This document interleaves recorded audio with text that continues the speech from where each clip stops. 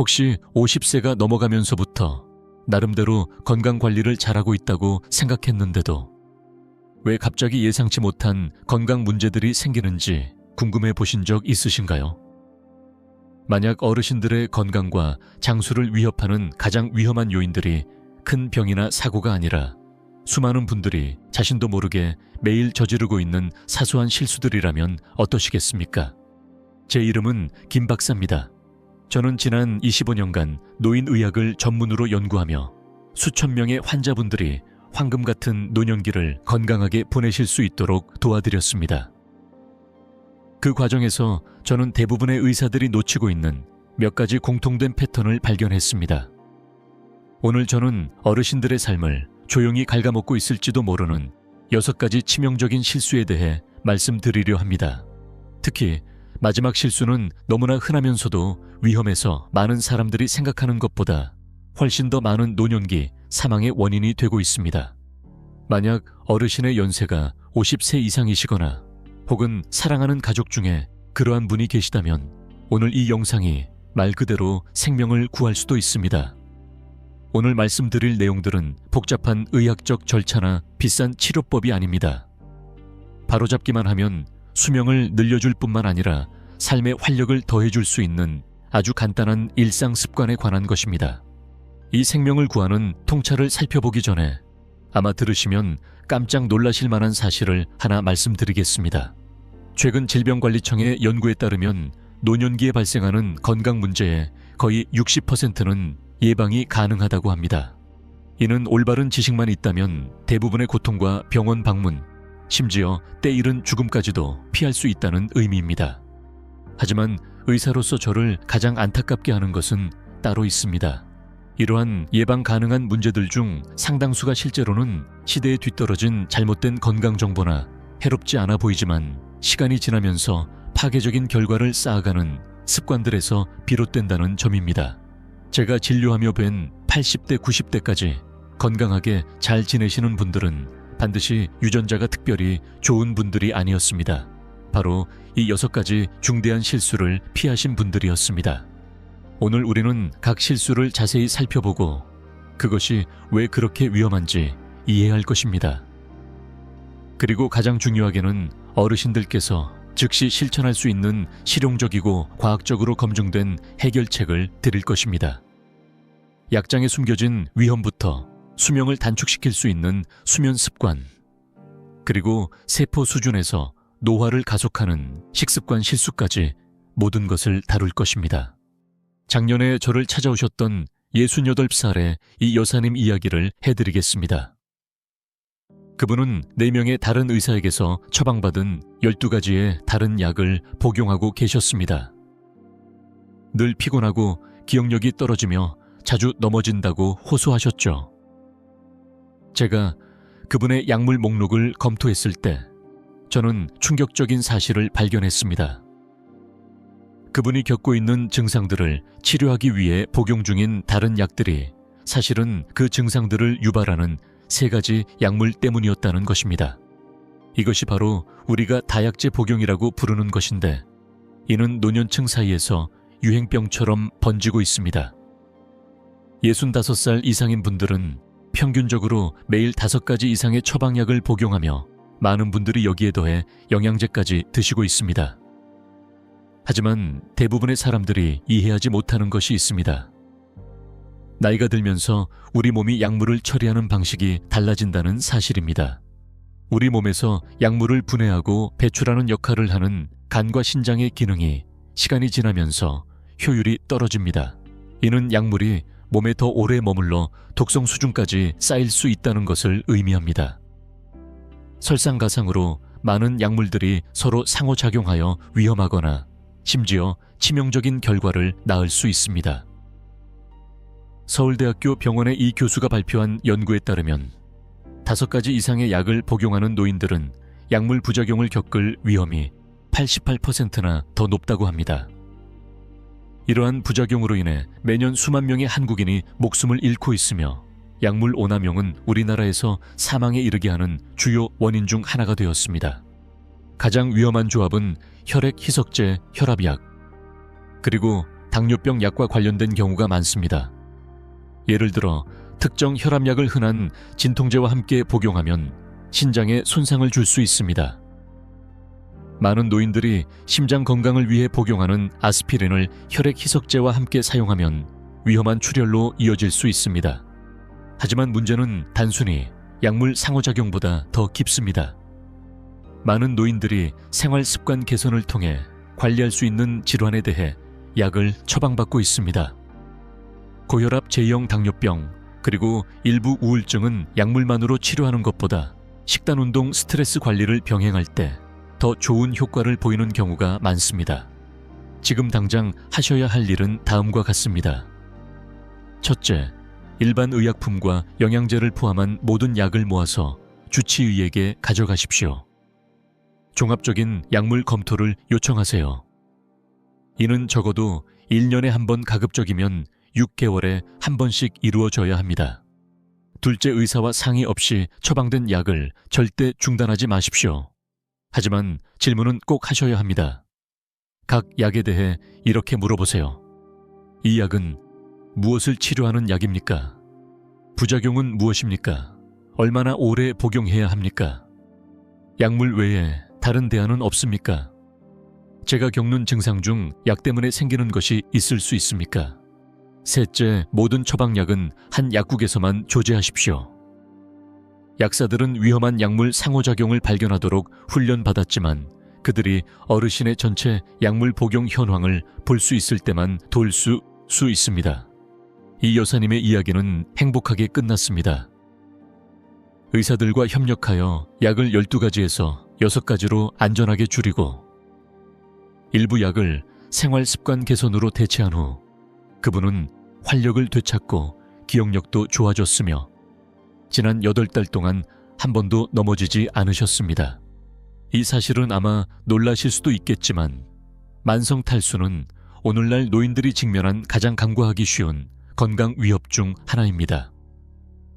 나이가 들면서 갈증을 느끼는 감각이 현저히 줄어듭니다. 65살이 되면 목이 마를 때를 감지하는 능력이 최대 40%까지 감소할 수 있습니다. 이것은 단순히 불편한 것이 아니라 위험한 일입니다. 연세대학교의 한 영양학 연구에 따르면 가벼운 탈수조차도 노인의 인지 기능을 최대 12%까지 감소시킬 수 있다고 합니다. 하지만 그 영향은 정신적인 명료함을 넘어섭니다.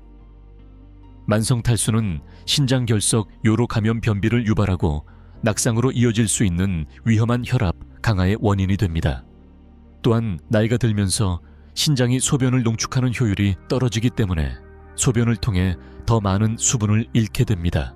많은 노인들이 화장실을 자주 가는 것이나 요실금을 걱정하여 수분 섭취를 제한함으로써 이 문제를 악화시킵니다. 이는 탈수가 오히려 방광 조절 문제를 더 심각하게 만드는 위험한 악순환을 만듭니다.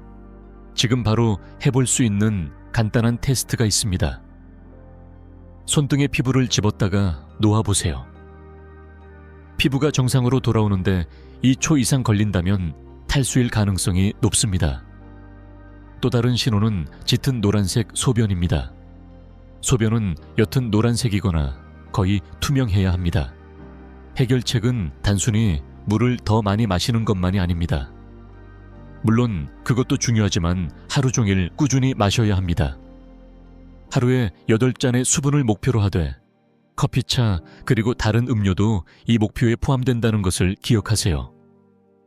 하지만 알코올과 카페인 음료는 오히려 탈수를 증가시킬 수 있으니 제한하는 것이 좋습니다. 1시간마다 물을 마시도록 휴대폰에 알람을 설정해 보세요. 물병을 눈에 잘 띄는 곳에 두어 계속해서 상기시키는 것도 좋은 방법입니다. 맹물이 맛이 없다면 레몬 오이 또는 민트 조각을 넣어 풍미를 더해보세요. 다음 실수는 너무나 예방이 가능하기에 더욱 가슴 아픈 일입니다. 그런데도 놀라운 속도로 생명을 앗아가고 있습니다. 사회적 고립과 외로움은 노년층 사이에서 유행병 수준에 이르렀으며 그 건강상의 결과는 대부분의 사람들이 생각하는 것보다 훨씬 심각합니다. 고려대학교의 박 교수는 30만 명 이상이 참여한 기념비적인 연구를 통해 외로움이 조기 사망의 위험을 26%나 증가시킨다는 사실을 발견했습니다. 이를 이해하기 쉽게 설명하자면 만성적인 외로움은 하루에 담배 15개비를 피우거나 심각한 비만 상태인 것과 동일한 사망률 영향을 미칩니다. 이 뒤에 숨겨진 생물학적 메커니즘은 놀라우면서도 무섭습니다. 사회적으로 고립되면 우리 몸은 이를 위협으로 해석하고 만성적인 스트레스 반응을 활성화시킵니다. 코르티솔 수치가 계속 높게 유지되면서 면역 체계가 억제되고 염증이 증가하며 혈압이 올라갑니다. 시간이 지나면서 이 만성적인 스트레스 상태는 노화를 가속하고 심장병, 뇌졸중 치매, 그리고 우울증의 위험을 높입니다. 코로나 사태는 이 문제를 기하급수적으로 악화시켰습니다. 이전에는 사회적으로 활동적이던 많은 노인들이 몇 달 심지어 몇 년 동안 고립되었습니다. 규제가 풀렸음에도 불구하고 계속되는 건강상의 우려나 사회적 교류의 습관을 잃어버렸기 때문에 많은 분들이 이전의 사회 활동으로 완전히 복귀하지 못했습니다. 하지만 이 실수에서 특히 잔인한 점은 이것입니다. 많은 노인들이 점진적으로 사회적 관계가 줄어들기 때문에 자신이 사회적으로 고립되었다는 사실조차 깨닫지 못한다는 것입니다. 어쩌면 사소한 건강 문제 때문에 매주 가던 화투 모임에 나가지 않게 되었을 수도 있습니다. 교통이 불편해져서 자원봉사를 그만두셨을 수도 있습니다. 혹은 오랜 친구들이 이사를 가거나 세상을 떠났는데 새로운 관계를 맺지 않았을 수도 있습니다. 해결책은 의도적인 행동을 필요로 합니다. 사회적 관계는 저절로 생기지 않습니다. 특히 나이가 들수록 더욱 그렇습니다. 관계를 적극적으로 가꾸고 유지해야 합니다. 이는 노인복지관에 가입하거나 문화센터 강좌를 듣거나 관심 있는 분야에서 자원봉사를 하거나 혹은 단순히 가족이나 친구에게 정기적으로 전화를 거는 것을 의미할 수 있습니다. 기술은 여기서 강력한 도구가 될 수 있습니다. 손주들과의 영상통화 관심사를 중심으로 한 온라인 동호회, 심지어 소셜미디어도 관계를 유지하는 데 도움이 될 수 있습니다. 기술에 대한 두려움 때문에 세상과 단절되지 마십시오. 거동이 불편하다면 노인들을 위한 교통편을 제공하는 지역사회 프로그램을 알아보세요. 많은 지역에는 노인들이 사회활동 병원 진료 그리고 장보기에 갈 수 있도록 돕기 위해 특별히 고안된 자원봉사 운전 프로그램이 있습니다. 기억하세요. 목표는 수십 명의 친구를 사귀는 것이 아닙니다. 연구에 따르면 단 서너 명에서 5명의 의미 있는 관계만으로도 상당한 건강상의 이점을 얻을 수 있다고 합니다. 양보다 질이 더 중요합니다. 이제 전 세계의 침실에서 매일 밤 일어나며 수백만 노인들의 건강과 인지 기능을 조용히 파괴하고 있는 실수에 대해 이야기해 보겠습니다. 잠을 잘 못 자는 것은 다음날 피곤함을 느끼는 것 이상의 문제입니다. 60살 이후에 수면은 생사의 문제가 되지만 대부분의 노인들은 자신도 모르게 노화를 가속하고 질병 위험을 높이는 방식으로 수면을 방해하고 있습니다. 기억력 문제를 호소하며 저를 찾아오셨던 72살의 은퇴한 교사 최 선생님의 이야기를 들려드리겠습니다. 가족들은 초기 치매를 걱정하고 있었습니다. 하지만 제가 그의 일상을 깊이 파고들었을 때 저는 그가 말 그대로 뇌를 수축시키고 있는 3가지 결정적인 수면 실수를 저지르고 있다는 것을 발견했습니다. 첫째, 그는 5년 넘게 매일 밤 수면제를 복용하고 있었습니다. 둘째, 그는 매일 오후에 2-3시간씩 낮잠을 잤습니다. 셋째, 그의 침실은 전자기기 밝은 조명으로 가득했고 늘 춥다고 느껴서 온도를 섭씨 25도 이상으로 유지했습니다. 대부분의 사람들이 수면과 노화에 대해 이해하지 못하는 것이 있습니다. 우리 뇌에는 깊은 잠을 잘 때만 효율적으로 작동하는 글림프 시스템이라는 청소 시스템이 있습니다. 이 시스템은 알츠하이머병과 관련된 아밀로이드 반점을 포함한 독성 단백질을 씻어냅니다. 양질의 깊은 잠을 자지 못하면 이 독소들이 축적되어 인지 기능 저하와 치매 위험 증가로 이어집니다.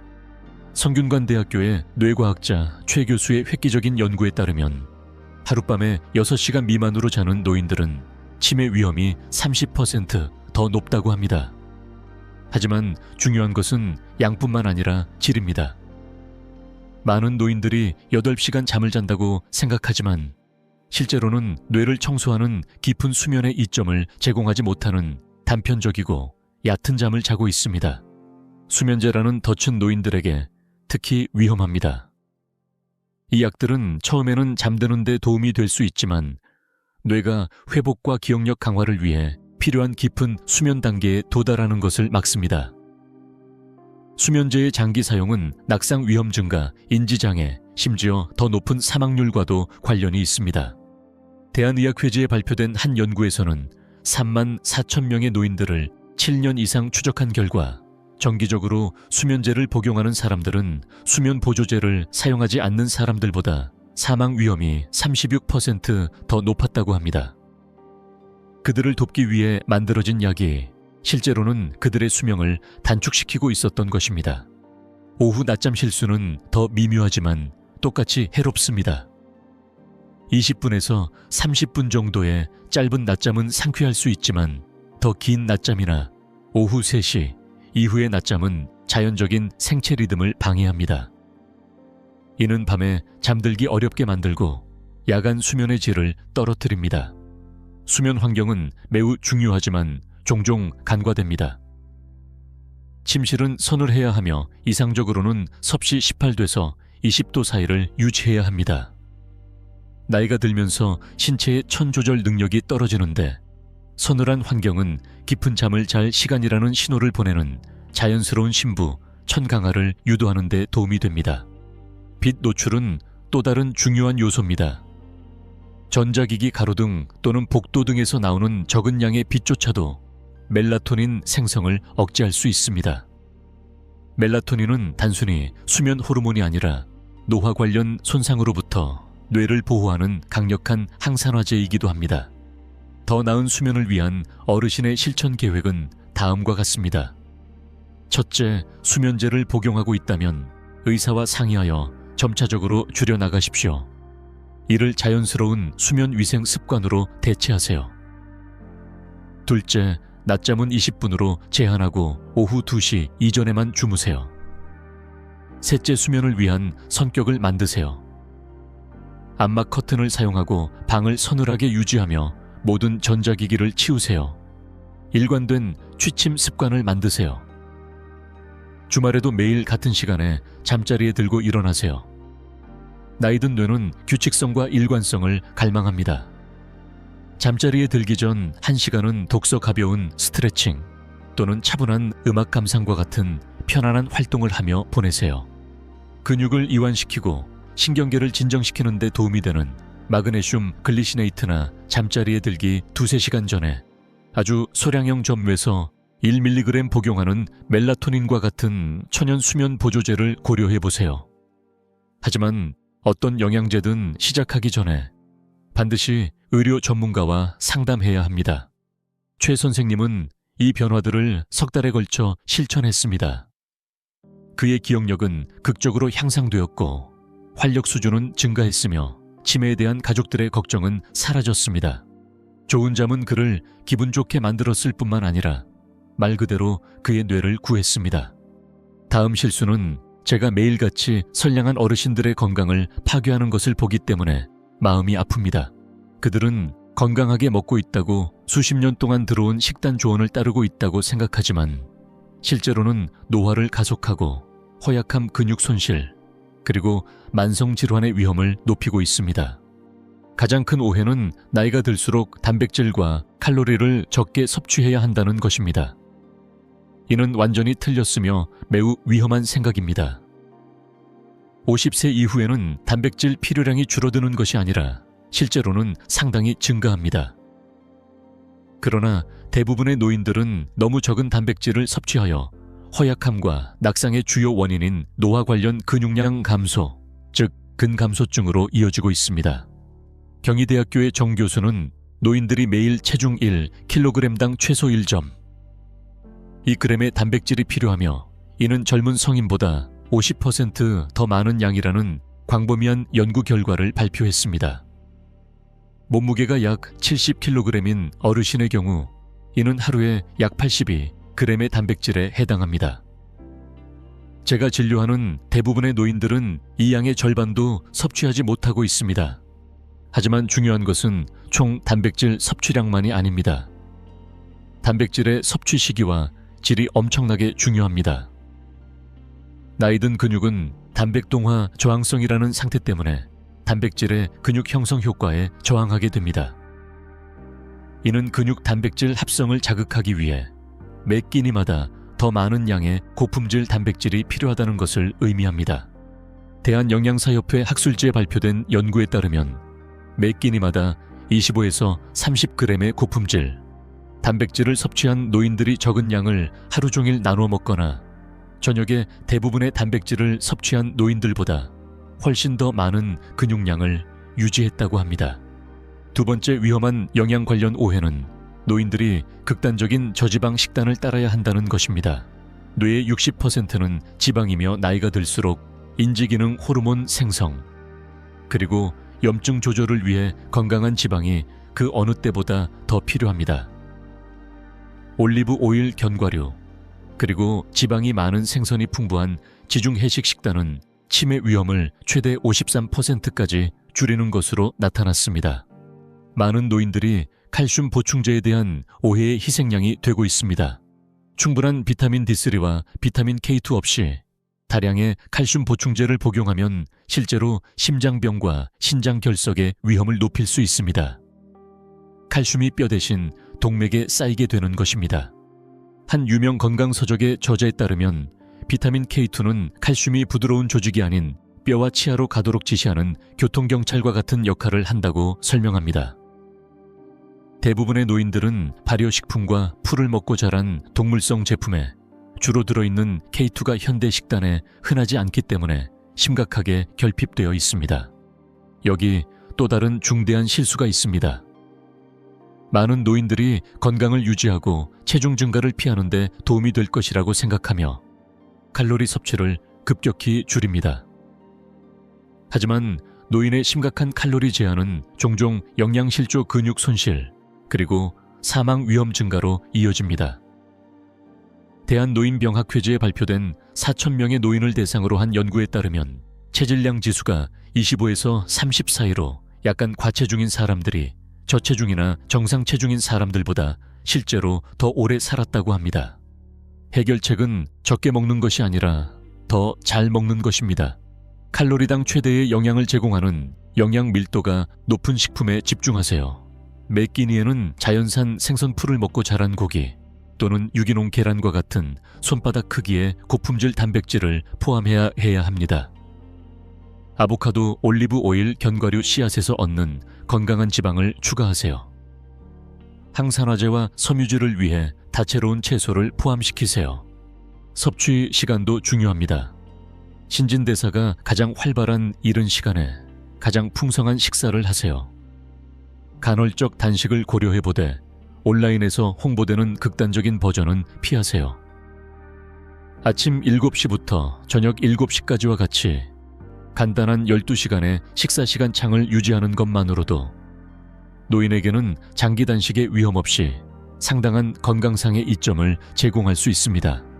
수분 공급도 영양의 일부입니다. 많은 노인들이 갈증을 배고픔으로 착각하고 마셔야 할 때 먹습니다. 간식에 손을 뻗기 전에 물 한 잔을 마시고 10분 정도 기다려서 배고픔이 가라앉는지 확인해 보세요. 이 마지막 실수는 가장 교활하고 위험합니다. 왜냐하면 노인들이 심각하지만 치료 가능한 질병에 대해 도움을 구하는 것을 막기 때문입니다. 그것은 바로 몸이 안 좋고 기능이 떨어지며 건강이 나빠지는 것이 그저 받아들여야만 하는 노화의 정상적인 일부라는 믿음입니다. 81살의 윤 여사님 이야기를 들려드리겠습니다. 가족들이 그분의 혼란과 기억력 상실이 심해지는 것을 걱정하여 저에게 모시고 왔습니다. 그분은 이전 의사를 포함한 모든 사람에게 건망증은 그저 늙어가는 과정의 일부일 뿐이라고 말해왔습니다. 하지만 제가 그분을 진찰했을 때 저는 그분이 인지 증상을 유발하고 있던 완전히 치료 가능한 질환인 심각한 비타민 B12 결핍증을 앓고 있다는 것을 발견했습니다. 석 달간의 비타민 주사 치료 후 그분의 기억력은 정상으로 돌아왔고 활력은 극적으로 증가했으며 가족들은 어머니를 되찾았습니다. 그들이 불가피한 노화라고 받아들였던 것은 치료하지 않았다면 치명적일 수 있었던 영양 결핍이었습니다. 이러한 쇠퇴에 대한 수용은 여러 가지 방식으로 노인들의 생명을 앗아갑니다. 첫째, 심각한 질병의 조기 발견과 치료를 막습니다. 지속적인 피로 기억력 문제, 균형 문제, 우울증 또는 만성 통증과 같은 증상들은 갑상선 질환, 비타민 결핍, 수면 무호흡증 또는 약물 부작용과 같은 치료 가능한 상태를 나타낼 수 있음에도 불구하고 종종 정상적인 노화로 치부됩니다. 가톨릭대학교 의과대학의 한 교수는 수십 년 동안 이 현상을 연구해 왔습니다. 그의 연구에 따르면 자신의 건강과 기능을 개선할 수 있다는 믿음을 유지하는 노인들이 쇠퇴를 불가피한 것으로 받아들이는 노인들보다 실제로 더 나은 경과를 보인다고 합니다. 이것은 단순히 긍정적인 생각이 아니라 문제를 무시하는 대신 해결하기 위해 행동을 취하는 것에 관한 것입니다. 이 실수가 생명을 앗아가는 두 번째 방식은 자기 충족적 예언 효과를 통해서입니다. 쇠퇴가 불가피하다고 믿으면 건강과 기능을 유지하는 행동들을 멈추게 됩니다. 덜 활동적이 되고 정신적으로 도전하는 것을 멈추고 사회적 상황을 피하게 되며 본질적으로 피할 수 없다고 생각하는 바로 그 쇠퇴를 가속하게 됩니다. 한 유명한 심리학 연구에서는 660명의 노인들을 23년 동안 추적한 결과 노화에 대해 긍정적인 견해를 가진 사람들이 부정적인 견해를 가진 사람들보다 평균 7년 반을 더 오래 살았다고 합니다. 그 차이는 단순히 수명에만 있는 것이 아니라 삶의 질에도 있었으며 긍정적인 노화를 하는 노인들은 평생 동안 더 나은 신체적, 인지적 기능을 유지했습니다. 세 번째 위험은 이러한 사고방식이 노인들이 의료 환경에서 자신을 위해 목소리를 내는 것을 막는다는 것입니다. 의료계의 연령차별은 실제하며 널리 퍼져 있습니다. 많은 의사들이 나이든 환자에게 더 적은 시간을 할애하고 근본 원인을 조사하기보다는 증상을 노화 탓으로 돌리는 경향이 있습니다. 어르신 스스로가 자신의 건강 옹호자가 되어야 합니다. 증상 활력 수준, 그리고 신체적 또는 정신적 기능의 모든 변화를 상세히 기록하십시오. 새롭거나 악화되는 증상에 대해 그저 나이가 들어서 그래요 라는 설명을 받아들이지 마십시오. 필요할 때는 다른 의사의 의견을 구하십시오. 정상적인 노화가 실제로 어떤 모습인지 그리고 의학적 주의가 필요한 것은 무엇인지 알려드리겠습니다. 정상적인 노화는 반사신경이 다소 느려지고 시력이나 청력에 약간의 변화가 생기며 아마도 새로운 정보를 배우는데 시간이 조금 더 걸리는 것을 포함할 수 있습니다. 정상이 아닌 것은 심각한 기억력 상실, 지속적인 통증 만성피로, 잦은 낙상 우울증 또는 성격이나 행동의 주요 변화입니다. 핵심은 노인 의학 전문가들이 말하는 성공적인 노화를 유지하는 것입니다. 이는 나이가 들면서 신체 기능 인지 능력 그리고 정서적 안녕을 보존하는 것을 의미합니다. 노화 과정을 멈추는 것이 아니라 가능한 가장 건강한 방식으로 늙어가는 것입니다. 자신의 체력 수준에 맞는 활동으로 신체적으로 활동적인 상태를 유지하십시오. 학습 독서 퍼즐 또는 새로운 취미로 정신을 계속 사용하십시오. 사회적 관계를 유지하고 우울증이나 불안과 같은 정신건강 문제에 대해 도움을 구하십시오. 암, 심장병 및 기타 질환에 대한 검진을 포함한 정기적인 예방 건강 관리를 받으십시오. 가장 중요한 것은 기분이 좋지 않은 것이 단지 나이 드는 것의 일부라고 절대 받아들이지 않는 것입니다.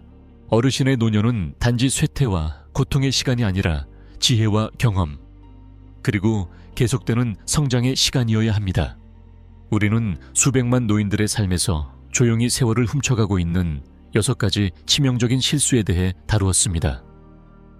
이 생명을 위협하는 오류들과 그 해결책을 간단히 요약해 보겠습니다. 첫 번째 실수는 위험한 약물 의존성이었습니다. 해결책은 의료진과 정기적인 약물 검토를 하고 적절한 경우 비약물적 대안을 탐색하는 것입니다. 두 번째 실수는 만성 탈수였습니다. 하루 종일 꾸준히 물을 마시고 수분 상태를 점검함으로써 이를 극복하십시오. 세 번째 실수는 흡연보다 더 빨리 생명을 앗아가는 사회적 고립이었습니다. 해답은 의미 있는 관계를 의도적으로 가꾸고 유지하는 것입니다.